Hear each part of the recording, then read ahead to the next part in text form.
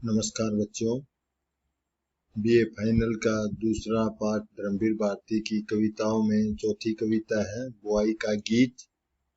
इस कविता का सार यह है कि एक किसान बादल से बरसने के लिए प्रार्थना कर रहा है कि वह खेतों में बीज बोएगा, जिससे खेतों में हरियाली होगी और तीज का त्योहार मनाएगा, रक्षाबंधन का त्योहार मनाएगा।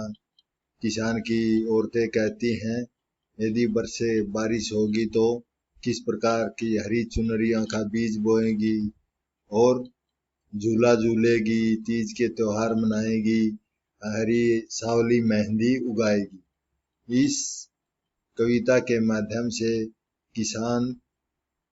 किसान की जो तीज के त्योहार के ऊपर वर्णन किया गया है, बुआई का गीत, यानी कि धर्मवीर भारती की एक लघु कविता जिसमें 2 पद्यांश है।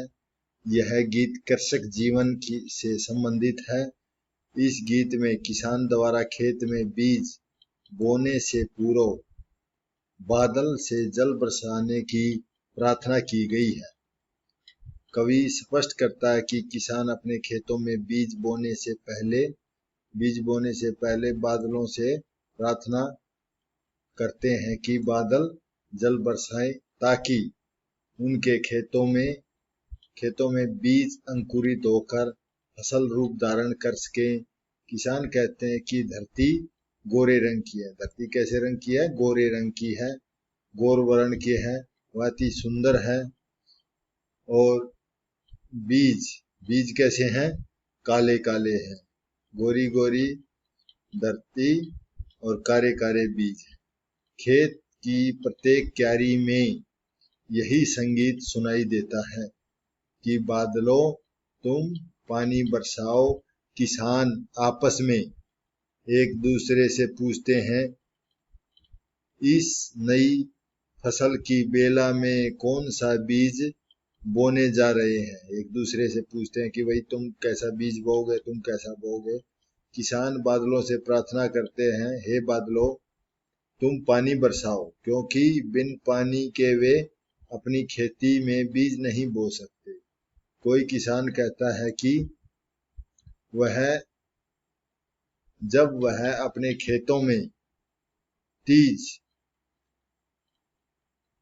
है बिरबूटी, तीज का बीज बोएगा। कोई कहता है इंद्रधनुष के 7 रंगों का बीज बोएगा।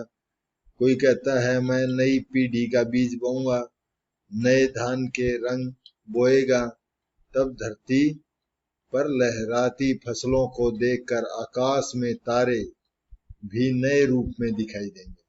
और किसान की पत्नी कहती है कि वह खेतों में हरी चुनरिया और कजरी माने सावली मेहंदी, राखी के धागे और सावन की पहली तीज बोएगी। हे बादल तुम पानी बरसाओ ताकि हमारी फसल लहला सके और हम नारी हरी हरी चुनरियां ओढ़ सकें। जैसे कि धरती पूरी हरियाली छा जाती है, सावन के महीने में पानी बरसता है तो घास जाम जाता है, तो वे हरी चुनरियां ओढ़ेंगी और अपने हाथों में मेहंदी लगा सके, अपने भाइयों को सूत की राखी तैयार कर सकें और सावन की पहली तीज को मना सकें। इसलिए बादल को कह रहे हैं, जब बरसेगा तो हम तीज का त्योहार मनाएंगे और उसमें हरी हरी चुनरिया ओढ़ेंगे और सावली मेहंदी लगाएंगे सावन के महीने में, और राखी के धागे से रक्षाबंधन का त्योहार मनाएंगे, सावन की पहली तीज बोएंगी। यानी कि और किसान कहते हैं वे इंद्रधनुष के 7 रंग बोएंगे, नई पीढ़ियां बोएंगे, नए धान का रंग होगा। यानी जब बारिश होती है तो खुशहाली होती है, कहीं धान लगते हैं, कहीं बाजरा होता है, तो किसानों में खुशी होती है, नया रंग खिल जाता है और धरती पर लहलाती फसलों को देखकर आकाश के तारे भी नए रूप में चमक जाते हैं, बिल्कुल साफ आकाश दिखाई देता है। प्रस्तुत पंक्तियां हमारी हिंदी की समकालीन कविता में संकलित बुआई का गीत से ली गई है। इसके रचयिता डॉक्टर धर्मवीर भारती हैं। इसमें कृषक जीवन से संबंधित है। इस गीत में किसानों द्वारा अपने खेत में बीज बोने से पूर्व बादल से जल बरसाने की प्रार्थना की गई है। जल बरसाने से प्रार्थना की गई है। गोरी गोरी सौंधी धरती कारे कारे बीज, कारे कारे का मतलब है काले काले बीज हैं। और गोरी माने गौरवर्ण वाली, सफेद गोरी है हमारी धरती।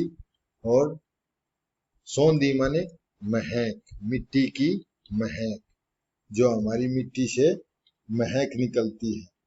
कवि कहता है कि किसान अपने खेतों में बीज बोने से पहले बादल को संबोधित करते हुए यह गीत गा रहा है कि हमारे खेतों की धरती गौरवर्ण की है और उसमें मिट्टी में महक निकल रही है, सौंधी महक निकल रही है, महक से भरी हुई है।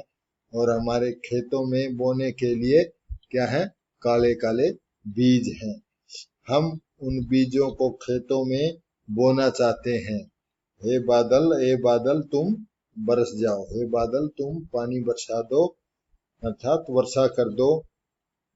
किसानों द्वारा क्या है, क्यारी क्यारी गूंज उठा संगीत, यानी जो खेतों की प्रत्येक क्यारी क्या किसानों द्वारा गाए जा रहे इस गीत का संगीत खेतों की क्यारी क्यारी में गूंज उठा है। और आगे कहता है, बोने वाले कौन है, किसान, नई फसल में बोओगे क्या चीज, बदरा बरसा दे। एक किसान दूसरे किसान से पूछता है कि नई फसल उगाने के लिए किस चीज, अर्थात कौन सा बीज बोओगे, इस बार अपने खेतों में कौन सी फसल बोओगे। किसान बादल से प्रार्थना करते हैं, हे बादल हमें पानी दो ताकि हम अपने खेत में नई फसल बो सकें। इसका विशेष क्या होगा, भाषा सहज सरल है, खड़ी बोली है, किसान के जीवन का सजीव चित्र किया गया है और प्रसाद गुण है। और गोरी गोरी में पुनरुक्ति अलंकार है, क्यारी क्यारी में भी पुनरुक्ति प्रकाश अलंकार है और प्रसन्ना अलंकार भी है, प्रश्न चिन्ह लगा हुआ है। और संबोधन शैली है, यानी बादल को संबोधन कर रहे हैं। प्रस्तुत पंक्तियों में कवि कहता है कि मैं बोऊंगा बिरहुटी इंद्रधनुष सतरंग, नए सितारे नई पीढ़ी नए धान का रंग। यहाँ पर कवि एक किसान से पूछता है कि प्रश्न करता है कि इस बार अपने खेतों में कौन सी फसल बोएगा। तब एक किसान इन पंक्ति में कहता है वह अपने खेतों में बिरहुटी क्या होती है, तीज, जो तीज का त्योहार होता है, तीज का त्योहार स्त्री और पुरुष मिलकर मनाते हैं। यानी कि जब बारिश होती है तो हम तीज का त्योहार मनाते हैं। तो किसान कहते हैं मैं तीज का बीज बोऊंगा, वह अपने खेतों में सतरंगी, इंद्रधनुष क्या होता है, 7 रंगों का, इंद्रधनुष रूपी 7 रंगों वाली फसल उत्पन्न करेगा। और दूसरा किसान कहता है नए सितारे नई पीढ़ी नए धान का रंग, यानी कि वह कह रहा है कि वह नई पीढ़ी नए सितारे जैसा नए रंग का चावल पैदा करेगा। नए सितारे और नई पीढ़ियों जैसी जो आधुनिक पीढ़ी है उसके जैसे नए धान का रंग धरती में बोएगा, हम बोएंगी। अब किसान की पत्नियां क्या कहती हैं आगे, इसमें कहती हैं कि हम हरे रंग की बोएंगी, हम बोएंगी हरी चुनरियां, कजरी माने सावली रंग की मेहंदी होती है, मेहंदी राखी के कुछ सूत और सावन की पहली तीज बदरा बरसा दे। बादल, यहाँ पर किसान की पत्नियां कह रही हैं कि हे बादल पानी बरसा दे, हम खेतों में हरी रंग की चुनरियां बोएंगी। यानी जब बारिश होगी तो पूरी समस्त धरती पर क्या है, हरी हरी घास उत्पन्न हो जाती है। और कैसी चुनरी हो जाती है, हरी चुनरिया।